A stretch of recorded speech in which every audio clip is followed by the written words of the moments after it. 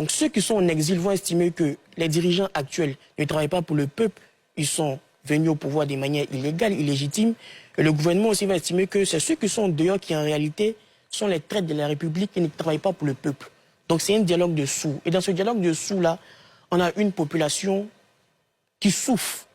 J'aimerais proposer des solutions parce que je ne suis pas contre la multiplicité des analyses. L'analyse de Josias, ça s'entend.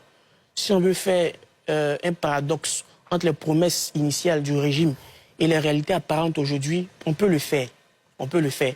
Mais moi, aujourd'hui, j'aimerais qu'on revienne aux fondamentaux. Donc aujourd'hui, il ne faut pas rentrer dans l'ego du pouvoir.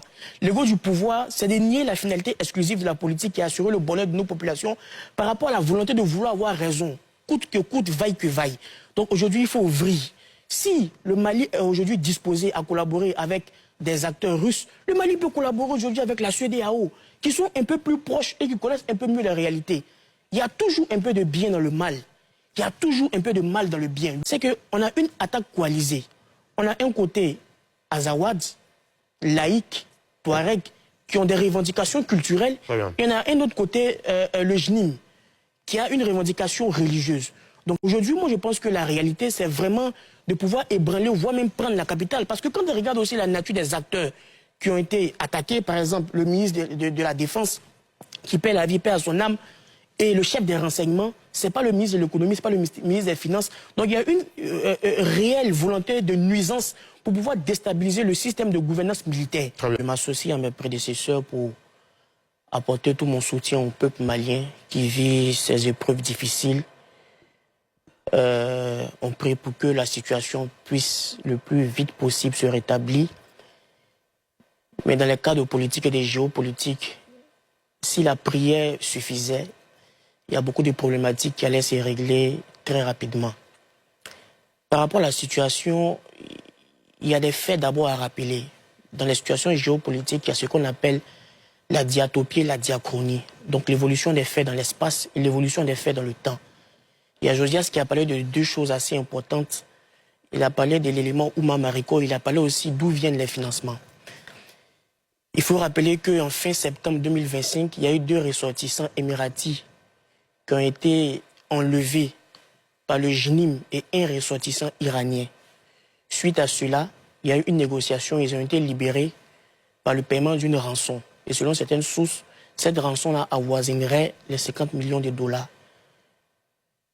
Aujourd'hui, quand on parle de l'imam Diko, qui est quelqu'un qui compte dans la scène politique malienne en exil en Algérie, qui a accepté d'être le référent républicain de la coalition des forces pour la République, ça doit nous interpeller. Aujourd'hui, quand on parle de Ouma Mariko, qui lui aussi en exil, ancien soutien du régime, et il faut rappeler que le dossier des 17, il rentre clandestinement au Mali.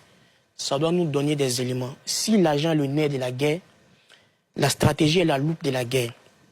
La problématique aujourd'hui, c'est que on rentre dans le dialogue de sourds. En réalité, c'est le peuple qui détruit le peuple au nom du peuple. Donc on a une partie du peuple qui prétend travailler pour le peuple et on a une autre partie du peuple qui prétend mieux travailler pour le peuple que ceux qui prétendent réellement travailler pour le peuple.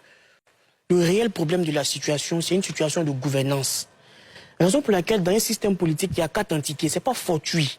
En fait, ce n'est pas par plaisir que les entités existent. La première demande d'une population, c'est les besoins et aspirations. C'est ce que David Hitson, théoricien politique nord-américain, appelait input. Les populations ont des besoins et aspirations. Et les besoins et aspirations des populations doivent être transformés par ce qu'il appelle black box, les pouvoirs publics.